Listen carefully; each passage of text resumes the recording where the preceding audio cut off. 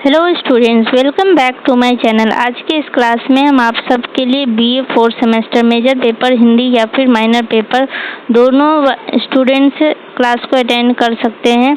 तो आज के इस क्लास में हम स्टोरी पढ़ने वाले हैं, पोएम पढ़ने वाले हैं, कविता। तो उसका नाम है वह जन मारे नहीं मरेगा। ये कविता पढ़ने वाले। पिछले क्लास में हम पढ़ चुके थे कि पिछले क्लास में हम ये पढ़े थे, मांझी न बजाओ बंसी। आज के इस क्लास में हम ये पढ़ेंगे। और भी कविता है आपका, जैसे कि यहाँ पे दिया हुआ है मांझी न बजाओ बंसी। इसके बारे में हम पूरा पढ़ चुके थे। केदारनाथ जी का जीवन परिचय भी पढ़ चुके थे। और आज जो है आपका यहाँ से लेकर के 2 नंबर से लेकर के 6 नंबर तक ये पूरा पढ़ेंगे आज के इस क्लास में हम। तो क्लास में अंत तक बने रहिएगा, क्योंकि आज का ये क्लास बहुत ही ज़्यादा मज़ेदार रहने वाला है। तो क्लास को शुरू करने से पहले हम क्या करते हैं कि पिछले क्लास में हम जो भी पढ़े थे उसका एक छोटा सा रिकैप लेते हैं कि क्या पढ़े थे, ताकि आपको याद रहेगा कि पिछले क्लास में हम क्या पढ़े थे। तो जो भी स्टूडेंट्स पिछले क्लास अटेंड नहीं किए वो जा कर के पहले फर्स्ट क्लास अटेंड कर ले, उसके बाद ये क्लास करें, क्योंकि आधा हम वहाँ पे पढ़ा चुके हैं यूनिट 1 का, और आधा हम आज इसमें पूरा कंप्लीट करेंगे। तो चलिए हम शुरू करते हैं छोटा सा रिकैप। तो उस कविता में कवि का क्या कहना था कि कवि कहते हैं कि कवि नाव चलाने व्यक्ति से कहते हैं कि अब वंशी मत बजाओ, क्योंकि वंशी का मतलब है सुख, शांति, प्रेम और आनंद के गीत। आज चारों दिशाओं में अन्याय, असमानता, हिंसा और भ्रष्टाचार फैला हुआ है। समाज में पीड़ा है, तो हमें इन अन्याय, हिंसा, भ्रष्टाचार के खिलाफ आवाज उठाना चाहिए, न कि वंशी बजाकर चुपचाप बैठना चाहिए। कवि कहते हैं कि मनुष्य स्वार्थी हो गया है, उनके अंदर से इंसानियत और भावनाएं खत्म होते जा रही है। कवि चेतावनी देते हैं मांझी को कि वंशी मत बजाओ। ऐसे समय में वंशी की मधुर स्वर अच्छा नहीं लगता है।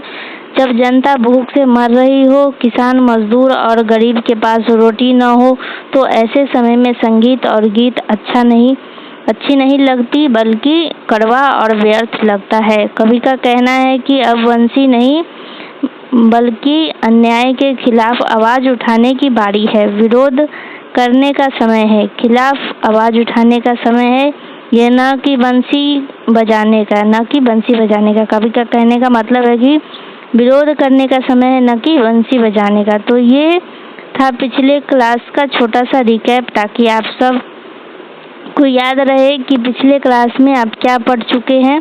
जो भी स्टूडेंट्स पिछला क्लास नहीं अटेंड किए हैं वो जाके देख सकते हैं, प्लेलिस्ट में मिल जाएगा आपको सारा वीडियोस। तो अब हम शुरू करते हैं आज का क्लास, जिसमें हम पढ़ने वाले हैं बाकी का सारा कविता जो है वह जन मारे नहीं मरेगा, और भी बहुत सारे कविते हैं। तो आज आपका यूनिट 1 कंप्लीट हो जाएगा पूरा।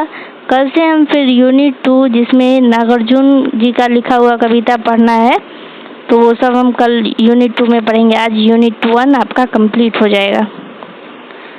चलिए हम क्लास को शुरू करते हैं।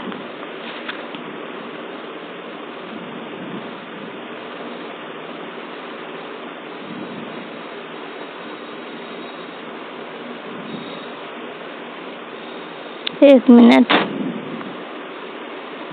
कवि परिचय हम कल ही करा चुके हैं। आप सब अगर न्यू स्टूडेंट्स है तो ये देख लीजिए, ये है इनका कवि परिचय केदारनाथ जी का।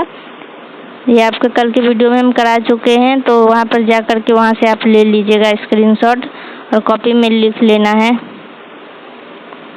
एक मिनट, आज का कविता हम शुरू करेंगे।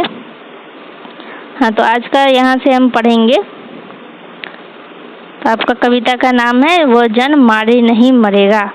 तो पहला पंक्ति दिया हुआ है, वह जन मारे नहीं मरेगा जो अपने हक की बात करेगा। इसका मतलब क्या है कि कवि कहते हैं कि वह व्यक्ति, वह आमजन कभी सच में नहीं मर सकता जो अपने अधिकारों की बात करता है, जो अन्याय के सामने झुकता नहीं बल्कि हक के लिए आवाज उठाता है। कवि का कहना क्या है कि वह व्यक्ति कभी नहीं मर सकता जो अपने अधिकार के लिए लड़ता है, अन्याय के खिलाफ लड़ता है, अन्याय के सामने झुकता नहीं है बल्कि हक के लिए आवाज उठाता है। वो व्यक्ति कभी मर ही नहीं सकता है। ऐसे व्यक्ति को भले ही सत्ता या ताकत वाले लोग मार दे, लेकिन उसके विचार, उसकी सोच और उसकी बहादुरी लोगों के दिलों में हमेशा जिंदा रहती है। तो आपको समझ में आ रहा है ना यहाँ पर कि क्या था इसका मतलब? वह जन मारे नहीं मरेगा जो हक की बात करेगा। तो इसका यही मतलब था कि ऐसा व्यक्ति कभी मर ही नहीं सकता है जो अन्याय के खिलाफ आवाज़ उठाता है, क्योंकि वो बहुत बहादुर होता है। भले उसको गोली बंदूक चाकू से आप मार सकते हैं, लेकिन उसका विचार, उसका बहादुरी, सभी लोग हमेशा उसको याद करेंगे। क्यों? क्योंकि वो अन्याय के खिलाफ लड़ा, बहुत ही बहादुर इंसान था, तो लोग उनको हमेशा याद करेंगे। तो ऐसे व्यक्ति मर ही नहीं सकते हैं, सभी के दिलों में जिंदा रहते हैं। चलिए अब हम अगला, इसका अर्थ क्या है कि जो इंसान अपने अधिकार के लिए खड़ा होता है वह शारीरिक रूप से मर सकता है, लेकिन उसकी आत्मा, उसका विचार, उसका प्रेरणा अमर रहता है सभी के दिलों में। चलिए अब अगला पंक्ति दिया हुआ है आपका। अगला पंक्ति है, जो भूखों के संग चलेगा वह सदा अमर रहेगा। इसका क्या मतलब है कि वह व्यक्ति जो गरीबों, भूखों और पीड़ितों के साथ चलता है, उनके दुख दर्द को समझता है, उनके लिए आवाज उठाता है, वही सच्चा मानव है। ऐसे इंसान मरकर भी लोगों की यादों में जीवित रहता है, क्योंकि उसने समाज के लिए कुछ किया होता है। अब देखो, दो तरह के इंसान हैं। आप सोचो अपने मन में ही कि एक इंसान है जो कि गरीब के लिए कुछ नहीं करता, उनके भला के लिए कुछ भी नहीं करता, और एक इंसान है कि गरीब के लिए, समाज के लिए, जो भूख से मर रहे हैं उन सब के लिए कुछ करता है, कुछ उनकी हेल्प करता है समाज में। तो इंसान क्या करेंगे? किसको याद करेंगे? जो गरीबों के लिए, जो गरीबों का मदद किया, उसका भला किया, समाज में कुछ किया, उसी को नहीं याद करेंगे। जो कुछ भी नहीं किया उसको लोग क्यों याद करेंगे? ऐसे व्यक्ति को याद कोई करेगा ही नहीं। जो समाज के लिए अच्छा करता है, जो गरीबों के भला करता है, उसी को लोग याद करते हैं। तो ऐसे व्यक्ति कभी मर ही नहीं सकते हैं। इसका अर्थ है कि जो समाज में दबे कुचले वर्ग की मदद करता है, उनके अधिकारों के लिए लड़ता है, वह हमेशा अमर कहलाता है। तो ये था आपका इस पंक्ति का मतलब। आई होप कि आप सबको समझ में आ रहा होगा। समझ आ तो रहा है ना आप सबको? कमेंट में ज़रूर बताइएगा कि आप लोगों को समझ में आ रहा है कि नहीं। तो पता चला कि हम ही पढ़ा रहे हैं, हम ही बोल रहे हैं, आप सबको कुछ समझ ही नहीं आ रहा है, तो आप लोग पूरा क्लास अटेंड भी नहीं कीजिएगा।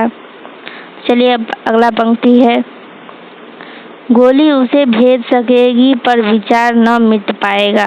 कवि का क्या कहने का मतलब है कि दमनकारी शासन या शत्रु भले ही ऐसे साहसी व्यक्ति को गोली मारकर उसकी देह नष्ट कर दे, लेकिन उसके विचारों को, उसके सिद्धांतों को कभी मिटाया नहीं जा सकता। कवि क्या कहते हैं कि ऐसे व्यक्ति को जो समाज का भला करते हैं, जो समाज के लिए काम करते हैं, लड़ते हैं, अन्याय के खिलाफ आवाज उठाते हैं, ऐसे व्यक्ति को भले गोली से मार दिया जा सकता है, उनके शरीर को मार दिया जा सकता है, लेकिन उनके विचारों को, उनके सिद्धांतों को कभी मिटाया नहीं जा सकता है। ये सभी के दिलों में जिंदा रहता है। उनकी सोच और उनके विचार लाखों लोगों के दिलों में जिंदा रहते हैं, जो आगे चलकर समाज को बदलते हैं। तो इसका क्या मतलब है अब कि शरीर नश्वर है पर विचार अमर होते हैं। गोली शरीर को मार सकती है पर विचारों को नहीं। तो इतना समझ में आया आप सबको? चलिए अब हम आगे देखते हैं। अगला पंक्ति है आपका, वह जन मारे नहीं मरेगा जो जग को राह दिखाएगा। इसका क्या मतलब है? कवि यह कहते हैं कि वह व्यक्ति जो दूसरों को रास्ता दिखाता है, वो सत्य, न्याय और समानता की राह पर समाज को ले जाता है, वो मरने के बाद भी जीवित रहता है। ऐसे लोग युग युग तक याद किए जाते हैं, जैसे कि महात्मा गांधी, भगत सिंह और अन्य समाज सेवी। यहाँ पे एग्जाम्पल दिया गया है महात्मा गांधी, भगत सिंह और अन्य समाज सेवी। आज हम महात्मा गांधी जी को याद करते हैं। क्यों याद करते हैं? क्योंकि वो मरते मरते भी देश को आज़ाद करवा के चले गए। आज़ाद करवाए मतलब क्या किए? समाज के लिए कुछ किए, कुछ अच्छा ही किए, तभी तो हम उनको याद करते हैं ना। अगर महात्मा गांधी जी कुछ अच्छा नहीं किए होते, समाज की भलाई के लिए नहीं किए होते, तो क्या हम आज उनको याद करते? नहीं याद करते। तो यही इसका मतलब है कि जो लोग समाज के लिए अच्छा करते हैं, जो लोग भलाई करते हैं समाज के लिए, उनको हम युगों युगों तक याद करते हैं। महात्मा गांधी जी को क्या हुआ कि वो मर जरूर गए, उनको मार जरूर दिया गया, लेकिन फिर भी उनके विचार, उनके सिद्धांत आज भी लोग अपनाते हैं, आज भी लोग उनका गुणगान गाते हैं, आज भी लोग उनको याद करते हैं। जो व्यक्ति समाज को नई दिशा देता है, उनका नाम और विचार कभी नहीं मिटते, वह अमर होते हैं। यहाँ तक आपको समझ में आ गया होगा। अब हम आगे बढ़ते हैं।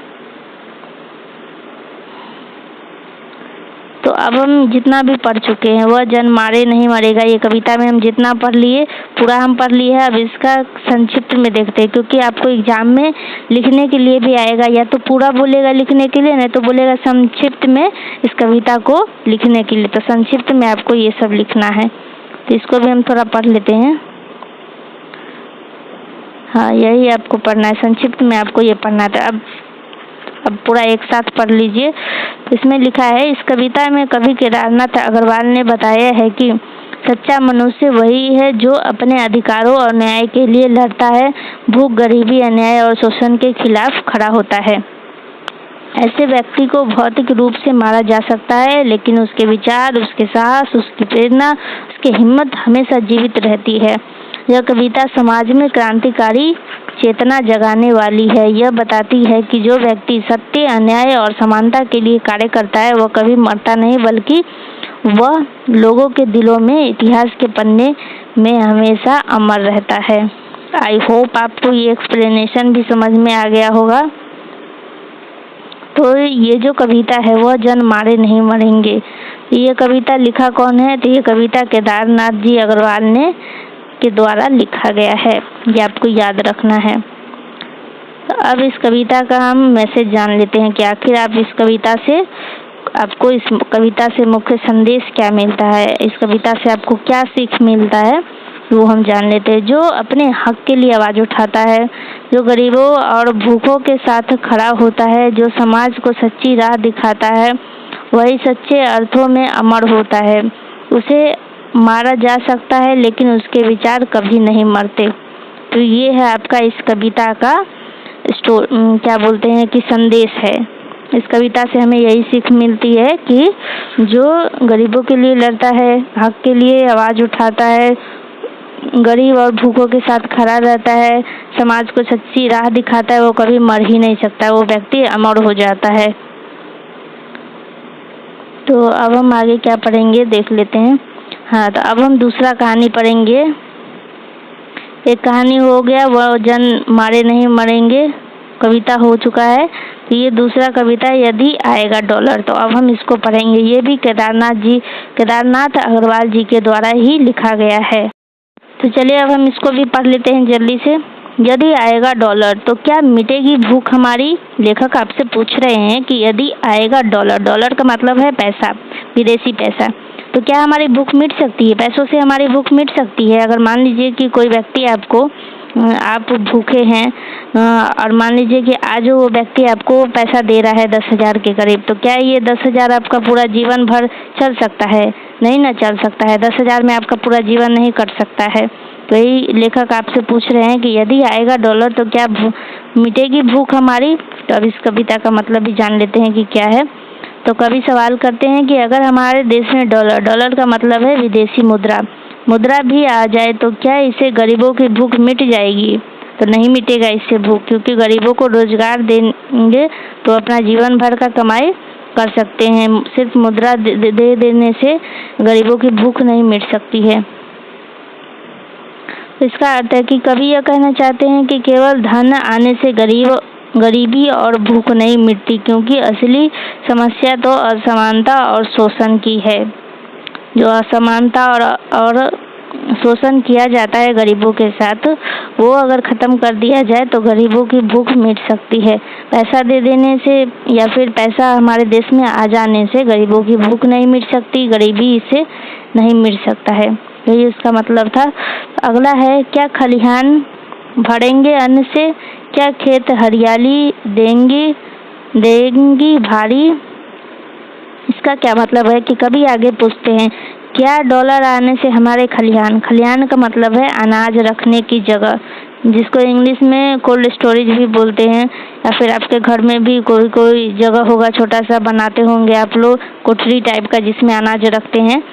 तो कभी पूछ रहे हैं कि क्या हमारे खलिहान भरेंगे, अनाज से भर जाएंगे, क्या हमारे खेतों में हरियाली या उपज बढ़ जाएगी। अगर मान लीजिए कि आपको कोई पैसा दे रहा है 10,000 के करीब, 20,000 जितना भी दे रहा है, तो क्या वो आपको पैसा दे देगा तो क्या आपका खेती हो जाएगा पैसा से। आप खेत में जाकर बोलिएगा कि लो खेत, अब तुम खुद ही मतलब कि उपजा लो और खुद ही खेती कर लो, खुद ही बीज बोलो, तो क्या खेत करेगा? नहीं करेगा ना। मेहनत तो आप ही को करना पड़ेगा। पैसा तो नहीं कर सकता है, लेकिन पैसा से आप ट्रैक्टर मंगवा कर चाहे उसे कर सकते हैं, लेकिन फिर भी बीज तो आपको बोना ही पड़ेगा, देखभाल तो आप ही को करना पड़ेगा। सिर्फ पैसा आपका खेती नहीं कर सकता, नहीं अनाज उगा सकता है। मेहनत किसान को ही करना पड़ता है। तो इसका अर्थ है कि विदेशी धन से खेती नहीं सुधर सकती जब तक किसान के पास पानी, बीज, मेहनत का मूल्य और न्याय नहीं है, तब तक आपका खेती नहीं हो सकता है। हाँ, तो यही मतलब था इसका कि धन से सुधार नहीं किया जा सकता है खेती में जब तक पानी, बीज या फिर आप मेहनत न करें खेत में जा कर के, तब तक अनाज उगाया नहीं जा सकता। पैसों से अनाज नहीं उगाया जाता है, मेहनत से ही अनाज उगाया जाता है। किसान जो दिन भर खेत में मेहनत करते हैं तभी जा कर के अनाज उगता है। तो कभी ये दिखाना चाहते हैं कि असली विकास धरती और किसान से आता है, न कि मुद्रा से। इसका पंक्ति का यही मतलब था। अब अगला पंक्ति दिया है आपका, अगला पंक्ति है डॉलर आएगा पर पेट नहीं भरेगा। कभी कहना चाहते हैं कि भले ही हमारे देश में डॉलर आए, लेकिन इससे गरीबों का पेट नहीं भरेगा। इसका अर्थ क्या है कि डॉलर सिर्फ अमीरों और उद्योगपति के पास जाएगा, गरीब जनता की जिंदगी में कोई बदलाव नहीं आएगा। इससे समाज में अमीरी गरीबी का अंतर और बढ़ेगा। मुद्रा तो आपके देश में आ जाएगा, लेकिन ये क्या होगा कि अमीरों के पास चला जाता है, उद्योगपतियों के पास चला जाता है, गरीबों को नहीं मिल पाता है। इससे कोई बदलाव ही नहीं आ सकता है। तो इससे और क्या होगा कि अमीर और गरीब में और अंतर बढ़ेगा। अमीर अमीर होते जाएगा और गरीब होते जाएंगे, भूख से मरते जाएंगे। तो डॉलर आपका पेट नहीं भर सकता है। अगला पंक्ति है मशीन चलेगी पर मजदूर मरेगा। इसका क्या मतलब है कि कभी कहते हैं कि विदेशी निवेश आने से मशीनें तो चलेगी, कारखाने बढ़ेंगे, लेकिन उस मशीन के पीछे काम करने वाले मजदूर मर जाएगा भूख से, गरीबी से और बेरोजगारी से। इसका क्या मतलब है कि आपको जो विदेशी निवेश मिलेगी, मतलब वो जो पैसा आपको मिलेगा उससे मशीन तो लगेगा आपके देश में, कारखाना भी खुलेगा, बढ़ेगा भी, लेकिन मशीन चलाने के लिए जो गरीब मजदूर काम करते हैं वो क्या होंगे? वो भूख से मर जाएंगे, गरीबी से और बेरोजगारी से मर जाएंगे। इसका क्या मतलब है कि जब मशीनें इंसान की जगह ले लेगी तो मजदूरों का काम और रोजगार खत्म हो जाएगा। इसलिए यह विकास सिर्फ मशीनों का है, मनुष्य का नहीं। ये बात बिल्कुल सही है कि जब कारखाना लग जाएगा आपके देश में, मशीनें चलने लगेंगी, तो मशीन क्या करती है? इंसान का काम ही तो मशीन करता है। तो अब मशीन ही सारा काम करने लगेगा तो बेचारे मजदूर को रोजगार कहाँ से मिलेगा? रोजगार नहीं मिलेगा तो फिर वो अपना घर कैसे चलाएंगे? तो क्या हुआ, ये जो विकास है ये सिर्फ मशीन का है, मनुष्य का विकास नहीं है। तो यही मतलब था, मशीन चलेगी पर मजदूर मरेगा। और अगला पंक्ति दिया हुआ है, तो अगला पंक्ति था आपका, हमारा सूरज हम ही जलाएंगे, डॉलर से नहीं उजियार पाएंगे। एक मिनट, हमारा सूरज हम ही जलाएंगे, डॉलर से न उजियारा पाएंगे। इसका क्या मतलब है कि कभी कहते हैं कि हमारी अपनी मेहनत और श्रम से ही अपना सूरज जलाना होगा। विदेशी डॉलर से हमें सच्चे उजियारा, खुशी, विकास या फिर आत्मनिर्भरता नहीं मिलेगा।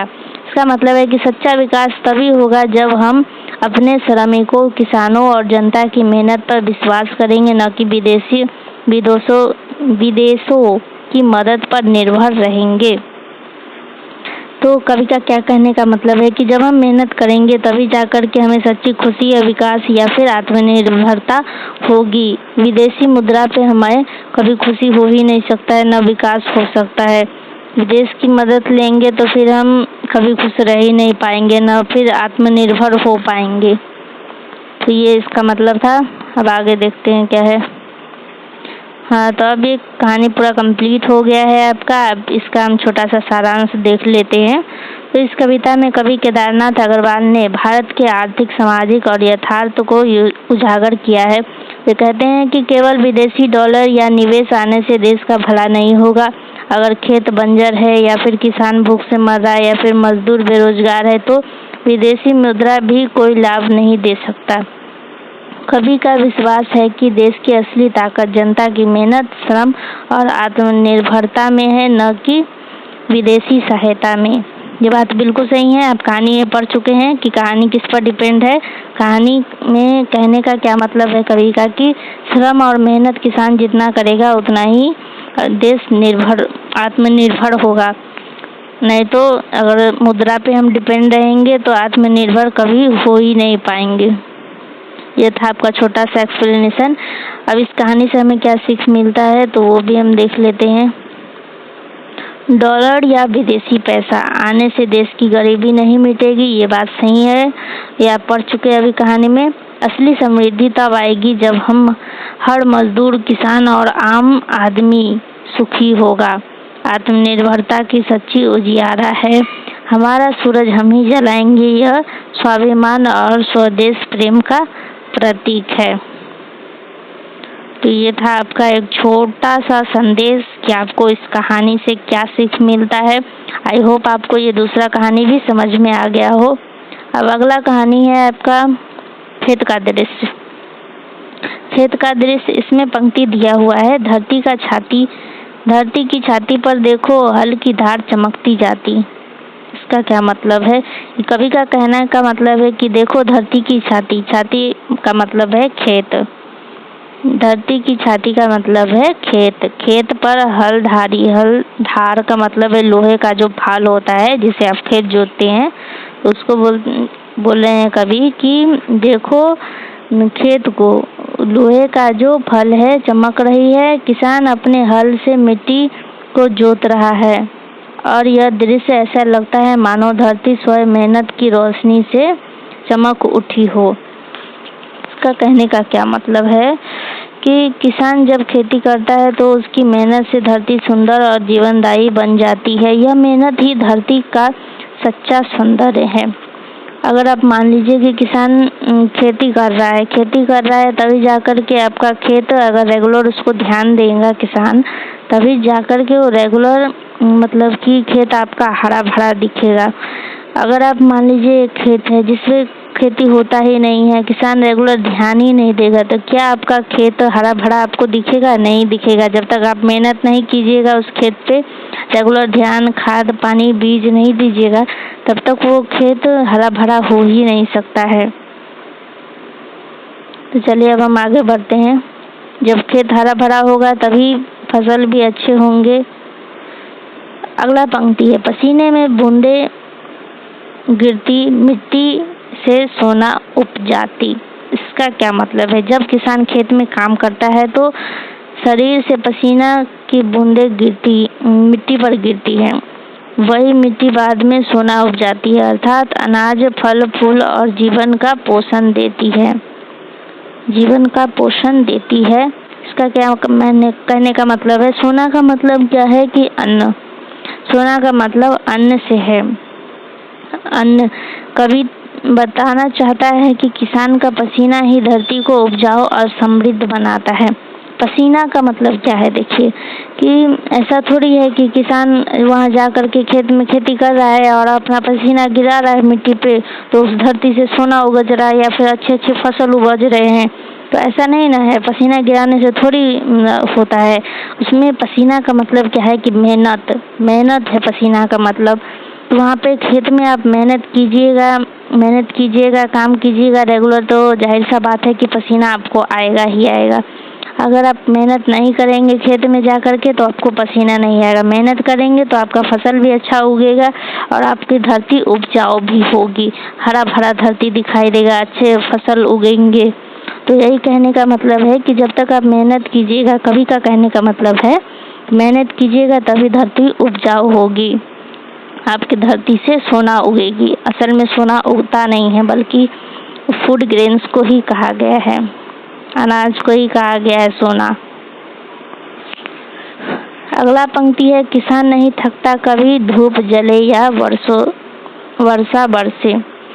कवि कहते हैं कि किसान कभी थकता नहीं, चाहे तेज धूप हो या फिर तेज बारिश हो, वो हमेशा अपने खेत में काम करता रहता है। इसका क्या कहने का मतलब है कि कवि का जीवन कठिन होता है पर वह मेहनत से पीछे नहीं हटता, वह देश और मानवता का पालनहार है।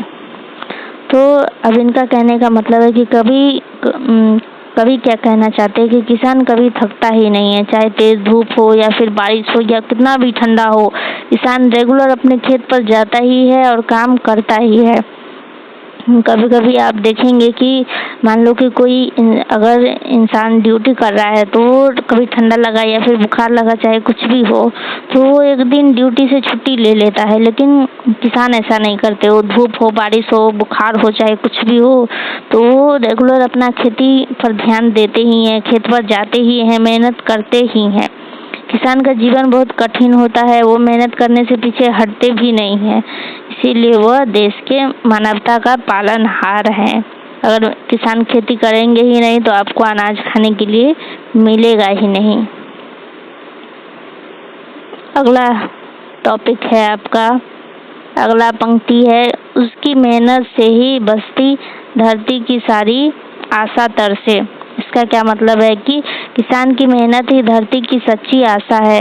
धरती की हर हरियाली, हर फसल, हर जीवन किसान के श्रम पर निर्भर है। इसका मतलब है कि अगर किसान मेहनत करना बंद कर दे तो धरती सूनी और बंजर हो जाएगी। किसान ही धरती की आशा और समृद्धि का प्रतीक है। ये बात बिल्कुल सही है कि किसान अगर मेहनत ना करे तो आपका जो जमीन है जिस पे आप हरे भरे देखते हैं, सब्जी जो भी फल उपजते हैं, अगर किसान मेहनत ही ना करे तो हरे भरा खेत आपको दिखेगा ही नहीं। मेहनत वो करते हैं तभी जा कर के फसल अच्छी हरी भरी दिखाई देती है। तो ये था आपका इस टॉपिक का मतलब। अब हम आगे देखते हैं क्या है। हो गया आपका कहानी खत्म, तो अब इसका हम छोटा सा सारांश देख लेते हैं। तो कवि केदारनाथ अग्रवाल इस कविता में किसान की मेहनत, श्रम और उसकी महानता का चित्र खींचते हैं, मतलब बताते हैं आपको कि कैसे किसान मेहनत श्रम से खेत को उपजाऊ बनाता है।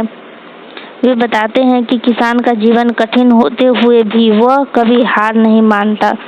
उसका पसीना धरती में गिरकर सोना बन जाता है। सोना का मतलब क्या है? अन्न। धरती की सारी हरियाली, सुंदरता और जीवन किसान की मेहनत पर टिकी हुई है।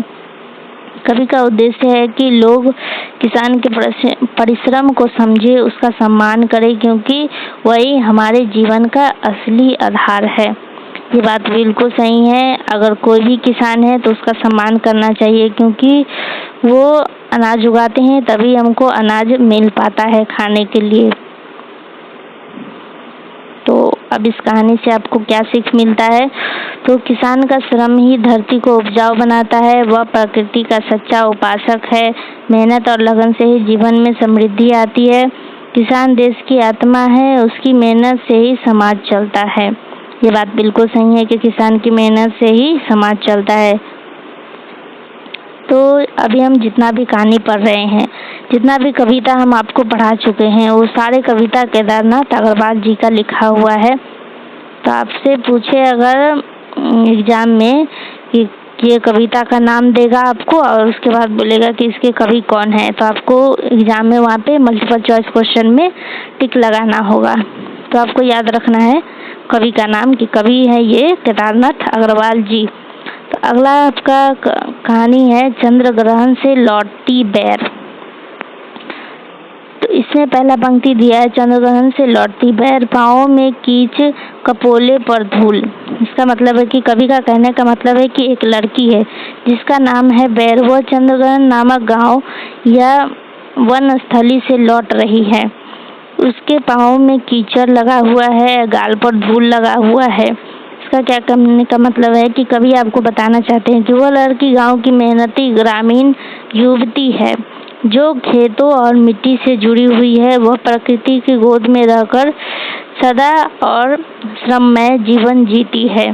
कवि का कहने का मतलब है कि एक लड़की है जिसका नाम है बैर, वो चंद्रग्रहण नामक गांव से लौट रही थी, काम करके लौट रही होगी, क्योंकि उसके पैर में कीचड़ लगा हुआ था और गाल पे धूल लगा हुआ था, तो शायद वो खेत में काम कर रही होगी, इसीलिए गंदा लगा हुआ था उसके शरीर पे। ये इस पंक्ति का मतलब है। आगे देखते हैं कि कवि क्या कह रहे हैं। तो आगे है, एक मिनट, हाँ, तो आगे है, तन पर हरी साड़ी लहराए, गंधाती खेतों से आती फूल। इसका मतलब है कि उस युवती ने हरी साड़ी पहनी है जो हवा में लहर रही है। युवती का नाम क्या था? बैर। बैर नाम था उस लड़की का, बैर।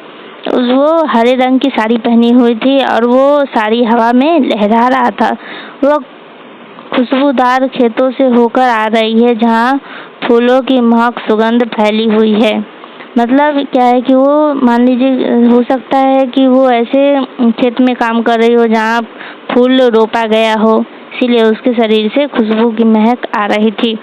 हरी साड़ी यहाँ धरती की हरियाली और जीवन की ताजगी का प्रतीक है। कवि ने बैर को प्रकृति की बेटी के रूप में दिखाया है, जो मिट्टी, फूल और हरियाली से एकाकार हो गई है। तो कवि कहते हैं कि हरी साड़ी का मतलब है कि धरती की हरियाली, जीवन की ताजगी। कवि ने बैर को, बैर मतलब वो लड़की को, प्रकृति की बेटी के रूप में दिखाया है, जो कि फूल, मिट्टी और हरियाली से होकर के आई है। वो लौट रही थी ऐसे खेत में से जहाँ पे फूल, मिट्टी और हरियाली था। अगला टॉपिक है आपका, हंसती है चुपके से मुस्कानों में सूरज की किरण। इसका मतलब वो लड़की धीरे से मुस्कुराती है, उसकी मुस्कान में सूरज की किरणों जैसी चमक है।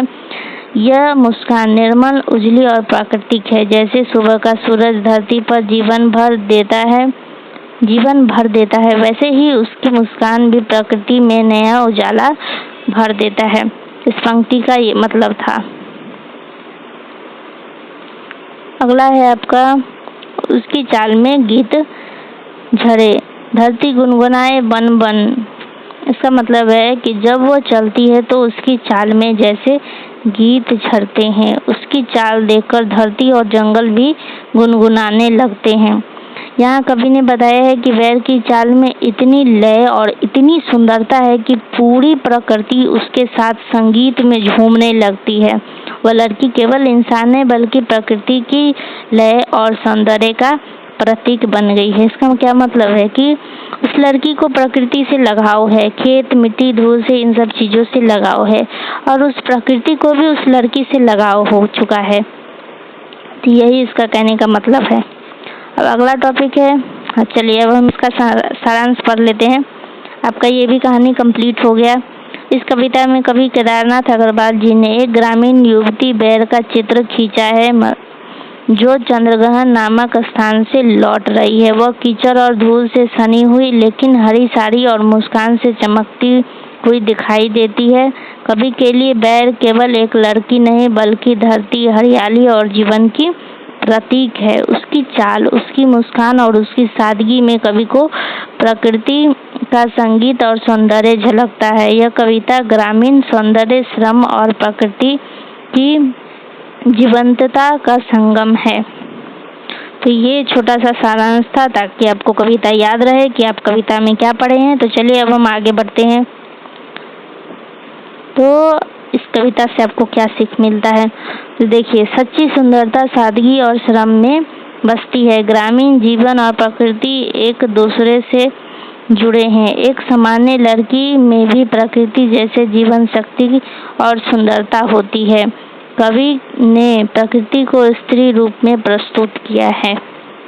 ये था आपका एक छोटा सा मैसेज। आपको इस कविता से आपको क्या संदेश मिलता है? तो अब तक हम जितना भी पढ़ चुके हैं आपको समझ आ रहा है या नहीं, कमेंट में जरूर बताइएगा। चलिए अब हम दूसरा कहानी देखते हैं। ये आपका लास्ट कहानी है। यूनिट 1 में आपको 6 कविता दिया हुआ था जो कि केदारनाथ अग्रवाल जी के द्वारा लिखा गया है। तो अब तक हम 5 पढ़ चुके हैं, ये आपका लास्ट है। बसंती हवा चल रही है, धीरे धीरे फूलों की खुशबू उड़ रही है सवेर। कवि का कहने का मतलब है कि वसंत ऋतु की हवा बहुत धीरे धीरे चल रही है। यह हवा अपने साथ फूलों की सुगंध भी सुबह सुबह फैला रही है। मतलब यहाँ पे कवि क्या दिखाना चाहते हैं कि यह दृश्य बताता है कि वातावरण में मधुरता, ताजगी और नई ऊर्जा फैल रही है। वसंती हवा में साथ प्रकृति जाग रही है और जीवन में नए उल्लास भर रही है। तो ये था इस कवि पंक्ति का मतलब कि कैसे वसंत ऋतु के समय में धीरे धीरे हवा चल रही है। हवा में बहुत ही सुंदर एक मधुर सा फूलों की सुगंध है। सुबह सुबह कितना अच्छा लग रहा है कवि को, ये सब बता रहे हैं वो। अगला है आपका, मन के तारों को छेड़ रही, नींदों के सपने बुन रही। इसका क्या कहने का मतलब है कि यह बसंती हवा सिर्फ बाहर ही नहीं चल रही बल्कि मन के अंदर के तारों को भी छेड़ रही है। यह हवा मनुष्य के सपनों और कल्पनाओं को जगा रही है। इसका कहने का मतलब क्या है इस पंक्ति में कि वसंत केवल प्रकृति को नहीं जगाता बल्कि मनुष्य के मन में भी प्रेम, उत्साह और नई आशाएं जगाता है। हवा जैसे मन को संगीत की तरह मधुर बना देता है। एकदम ठंडी ठंडी हवा, मस्त हवा चल रहा है तो क्या कहता है, मन को भी बहुत अच्छा लगता है अगर सुबह सुबह ऐसा हवा चले तो। अब अगला टॉपिक है आपका, धरती ने ओढ़ी हरियाली चुनर, नदियाँ गा रही गीत सुरीले सुंदर। इसका क्या कहने का मतलब है कि वसंत के आगमन से धरती ने हरी चुनर ओढ़ ली है, यानी चारों ओर हरियाली फैल गई है। नदियाँ भी मधुर गीत गा रही है, यानी उनका जल मधुर संगीत जैसा लग रहा है। इस कहने का मतलब है कि जैसे ही वसंत ऋतु का समय आया तो धरती क्या की हरी चुनर ओढ़ ली, मतलब एकदम हरियाली है चारों तरफ। नदी से पानी गिर रहे हैं झरना से, तो मधुर संगीत जैसा लग रहा है। वसंत ऋतु आने पर धरती, पेड़ पौधे, नदी सब जीवंत हो उठे हैं। यह ऋतु प्रकृति में नई सजीवता और सौंदर्य लेकर के आता है। तो ये मतलब था इसका। अब हम अगला देखते हैं क्या है। आगे पंक्ति दिया हुआ, बसंती हवा कहती जागो रे, नए उमंग से जीवन बांधो रे। बसंती हवा में हमें संवाद करती है, जैसे कह रही हो, हे मनुष्य अब जागो, अपने जीवन में नए उमंग, नई प्रेरणा, नई शुरुआत से सजाओ। कहने का मतलब है कि वसंत यहाँ प्रेरणा और आशा का प्रतीक बन गया है। यह ऋतु हमें बताती है कि हर कठिनाइयों के बाद नया सवेरा आता है, जैसे वसंत पतझड़ के बाद आता है। तो ये मतलब था इसका कहने का, इस पंक्ति का। अब अगला है, हो गया आपका कहानी खत्म। अब हम छोटा सा एक भावार्थ पढ़ेंगे, समरी टाइप का। इस कविता में कवि केदारनाथ अग्रवाल जी ने बताया है कि वसंत ऋतु के आने से प्रकृति और मनुष्य दोनों में नई ऊर्जा, सुंदरता और जीवन का उल्लास जाग उठता है। बसंती हवा वातावरण में सुगंध और संगीत भर देती है। धरती हरियाली से सज जाती है, नदियाँ गीत गाने लगते हैं और मनुष्य का मन भी खुशियों और सपनों से भर उठता है। कवि का संदेश है कि हमें भी इस बसंत से प्रेरणा लेकर अपने जीवन में नई उमंग और आशा पैदा करनी चाहिए। तो ये था आपका पूरा एक्सप्लेनेशन इस कविता का। तो हम आगे देखते हैं कि इसका मैसेज क्या है। तो इसका मैसेज है, वसंत ऋतु प्रकृति और जीवन का उत्सव है। यह ऋतु उत्साह, आशा और नव जीवन का प्रतीक है। मनुष्य को भी प्रकृति की तरह नया जोश और ऊर्जा अपनानी चाहिए। जीवन में सकारात्मक सोच और ताजगी आवश्यक है। तो ये मैसेज था इस कहानी का। तो ये था आपका इस क्लास में, बस इतना ही। आपको स्टोरी मतलब कविता दिखा देते हैं, एक मिनट।